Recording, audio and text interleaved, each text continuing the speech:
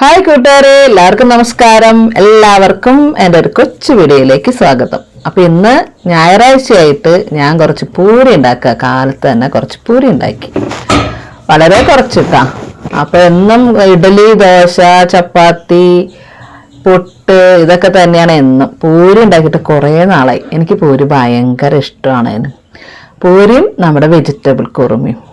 വെജിറ്റബിളിന് ഇന്ന് വേറെ ഒന്നും ഉണ്ടായിരുന്നില്ല കേട്ടോ. ഉരുളൻകിഴങ്ങ്, സവാള മാത്രമേ ഉണ്ടായിരുന്നുള്ളൂ. ക്യാരറ്റ് ഒന്നും ഉണ്ടായിരുന്നില്ല. എന്നാലും ഒരു കൊച്ച് തേങ്ങാപ്പാലൊക്കെ ഒഴിച്ചൊരു കുറുമയും ഗോതമ്പ് പൊടി വെച്ചിട്ട് പൂരി ഉണ്ടാക്കി. പൂരി എല്ലാവർക്കും ഇഷ്ടമാണോയെന്നറിയില്ല. ചിലർക്ക് എണ്ണയിലൊക്കെ ഉണ്ടാക്കുന്ന പലഹാരങ്ങളൊന്നും ഇഷ്ടമല്ലല്ലോ.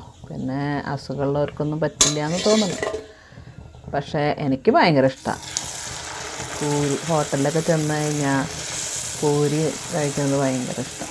അവർക്ക് വലിയ പൂരി ആയിരിക്കുമല്ലോ, ഒരു പ്ലേറ്റിൻ്റെ വലിപ്പം ഉണ്ടാവും ഒരു പൂരി. രണ്ടെണ്ണം കഴിക്കുമ്പോഴത്തേക്ക് നമ്മുടെ വയറ് കയറും. അപ്പോൾ ഇത് ഞാൻ നല്ല കട്ടിക്കായിട്ട് ഉണ്ടാക്കിയാണ്. കട്ടിക്ക് ഉണ്ടാക്കുമ്പോൾ നല്ല പൊളച്ച് വരുള്ളൂ, അല്ലെങ്കിൽ അങ്ങനെ പൊളച്ച് വരില്ല. അപ്പോൾ ഇനിയിപ്പോൾ ഒന്നും നോക്കാനില്ല, ഞാൻ പൂരി എടുത്ത് കഴിക്കാട്ടാ. അപ്പോൾ കൂട്ടുകാരെ, ഇന്ന് ഞായറാഴ്ചയായിട്ട് നിങ്ങളുടെയൊക്കെ വീട്ടിൽ എന്താ സ്പെഷ്യൽ? എല്ലാവരുടെയും ചായയുടെയൊക്കെ കഴിഞ്ഞ് ഉച്ചയ്ക്കലത്തെ ഊണിൻ്റെ കാര്യങ്ങളൊക്കെ നോക്കി തുടങ്ങുമായിരിക്കും അല്ലേ? ഞാനും അതെ, ചായ കൂടി കഴിഞ്ഞുള്ളൂ.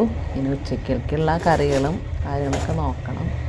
ഇന്നിപ്പോൾ ആരും പുറത്തൊന്നും പോകണില്ലല്ലോ, അതുകൊണ്ട് വലിയ കുഴപ്പമൊന്നുമില്ല, സമാധാനത്തിൽ ഉണ്ടാക്കാൻ പറ്റും.